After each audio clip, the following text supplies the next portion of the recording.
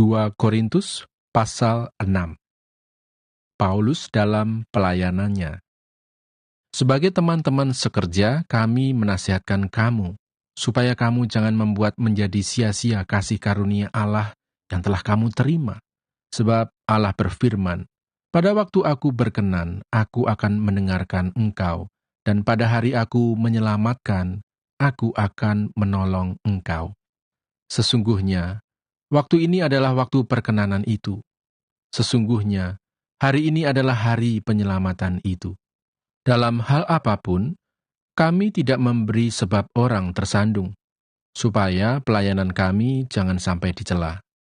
Sebaliknya, dalam segala hal kami menunjukkan bahwa kami adalah pelayan Allah, yaitu dalam menahan dengan penuh kesabaran dalam penderitaan, kesesakan dan kesukaran, dalam menanggung dera, dalam penjara dan kerusuhan, dalam berjerih payah, dalam berjaga-jaga dan berpuasa, dalam kemurnian hati, pengetahuan, kesabaran, dan kemurahan hati, dalam Roh Kudus dan kasih yang tidak munafik, dalam pemberitaan kebenaran dan kekuasaan Allah, dengan menggunakan senjata-senjata keadilan untuk menyerang ataupun untuk membela, ketika dihormati dan ketika dihina, ketika diumpat atau ketika dipuji, ketika dianggap sebagai penipu, namun dipercayai, sebagai orang yang tidak dikenal, namun terkenal, sebagai orang yang nyaris mati, dan sungguh kami hidup, sebagai orang yang dihajar, namun tidak mati,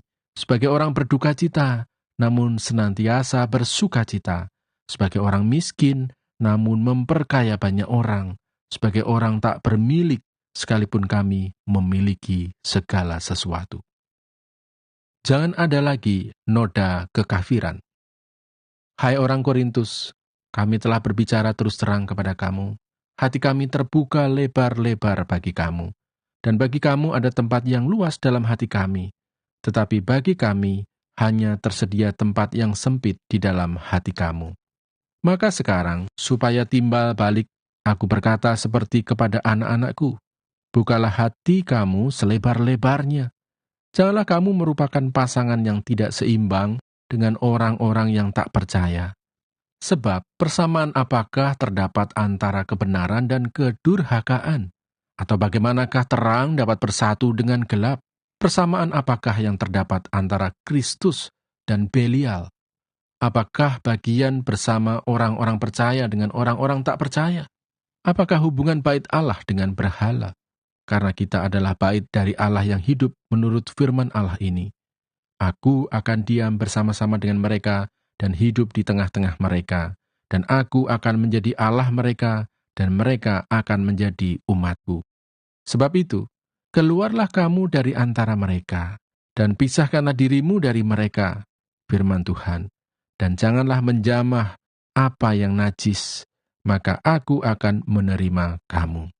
Dan aku akan menjadi bapamu, dan kamu akan menjadi anak-anakku laki-laki, dan anak-anakku perempuan. Demikianlah firman Tuhan yang Maha Kuasa. 2 Korintus pasal 7.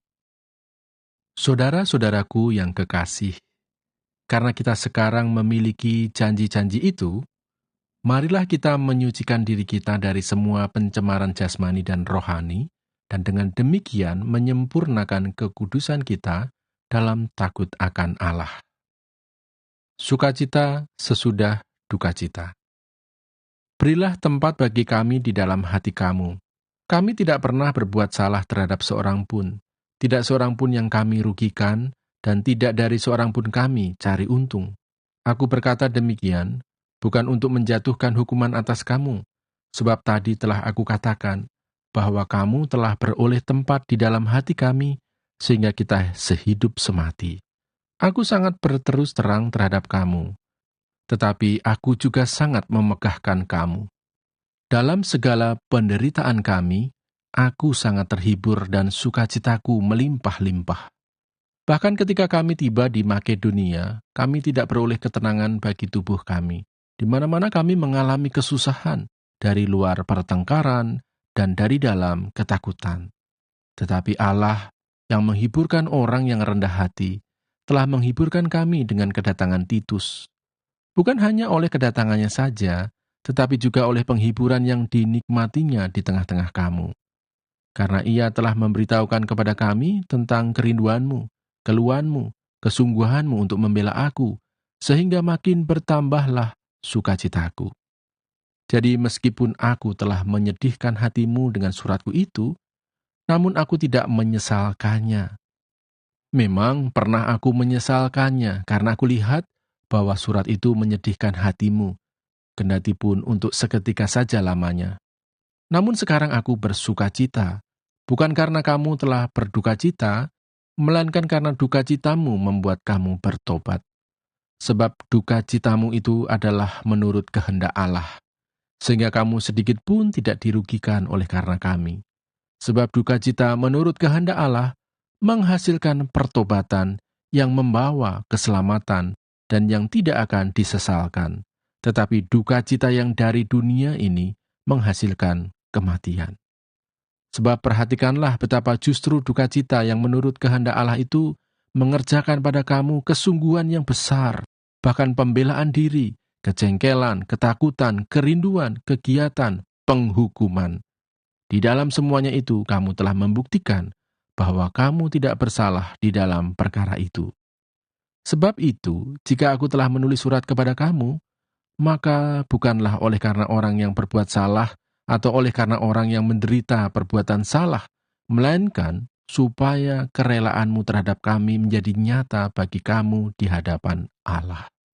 Sebab itulah kami menjadi terhibur.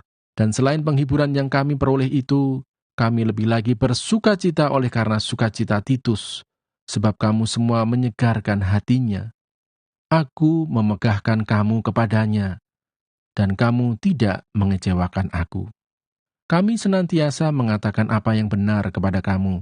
Demikian juga kemegahan kami di hadapan Titus sudah ternyata benar, dan kasihnya bertambah besar terhadap kamu, apabila ia mengingat ketaatan kamu semua, bagaimana kamu menyambut kedatangannya dengan takut dan gentar.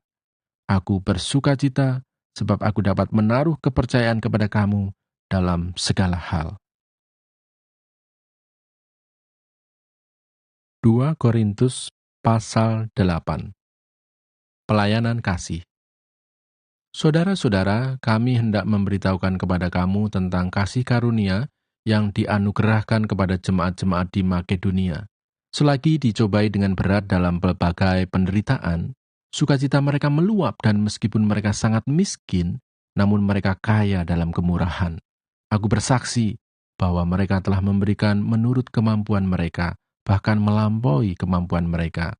Dengan kerelaan sendiri mereka meminta dan mendesak kepada kami, supaya mereka juga beroleh kasih karunia untuk mengambil bagian dalam pelayanan kepada orang-orang kudus. Mereka memberikan lebih banyak daripada yang kami harapkan. Mereka memberikan diri mereka, pertama-tama kepada Allah, kemudian oleh karena kehendak Allah juga kepada kami. Sebab itu kami mendesak kepada Titus, supaya ia mengunjungi kamu dan menyelesaikan pelayanan kasih itu sebagaimana ia telah memulainya. Maka sekarang sama seperti kamu kaya dalam segala sesuatu, dalam iman, dalam perkataan, dalam pengetahuan, dalam kesungguhan untuk membantu, dan dalam kasihmu terhadap kami. Demikianlah juga hendaknya kamu kaya dalam pelayanan kasih ini. Aku mengatakan hal itu bukan sebagai perintah, melainkan dengan menunjukkan usaha orang-orang lain untuk membantu, aku mau menguji keikhlasan kasih kamu. Karena kamu telah mengenal kasih karunia Tuhan kita Yesus Kristus, bahwa Ia yang oleh karena kamu menjadi miskin, sekalipun Ia kaya, supaya kamu menjadi kaya oleh karena kemiskinannya. Inilah pendapatku tentang hal itu, yang mungkin berfaedah bagimu. Memang sudah sejak tahun yang lalu kamu mulai melaksanakannya dan mengambil keputusan untuk menyelesaikannya juga. Maka sekarang, selesaikan jugalah pelaksanaannya itu. Hendaklah pelaksanaannya sepadan dengan kerelaanmu, dan lakukanlah itu dengan apa yang ada padamu. Sebab jika kamu rela untuk memberi, maka pemberianmu akan diterima. Kalau pemberianmu itu berdasarkan apa yang ada padamu, bukan berdasarkan apa yang tidak ada padamu. Sebab kamu dibebani bukanlah supaya orang-orang lain mendapat keringanan, tetapi supaya ada keseimbangan. Maka hendaklah sekarang ini kelebihan kamu mencukupkan kekurangan mereka, agar kelebihan mereka kemudian mencukupkan kekurangan kamu, supaya ada keseimbangan. Seperti ada tertulis, orang yang mengumpulkan banyak tidak kelebihan, dan orang yang mengumpulkan sedikit tidak kekurangan. Titus diutus. Syukur kepada Allah yang oleh karena kamu mengaruniakan kesungguhan yang demikian juga dalam hati Titus untuk membantu kamu. Memang ia menyambut anjuran kami, tetapi dalam kesungguhannya yang besar itu, ia dengan sukarela pergi kepada kamu. Bersama-sama dengan dia, kami mengutus saudara kita yang terpuji di semua jemaat karena pekerjaannya dalam pemberitaan Injil. Dan bukan itu saja, ia juga telah ditunjuk oleh jemaat-jemaat untuk menemani kami dalam pelayanan kasih ini yang kami lakukan untuk kemuliaan Tuhan dan sebagai bukti kerelaan kami. Sebab kami hendak menghindarkan hal ini, bahwa ada orang yang dapat mencela kami dalam hal pelayanan kasih yang kami lakukan dan yang hasilnya sebesar ini. Karena kami memikirkan yang baik, bukan hanya di hadapan Tuhan, tetapi juga di hadapan manusia. Bersama-sama dengan mereka kami utus seorang lain lagi, yakni saudara kita, yang telah beberapa kali kami uji dan ternyata selalu berusaha untuk membantu. Dan sekarang ia makin berusaha karena besarnya kepercayaannya kepada kamu.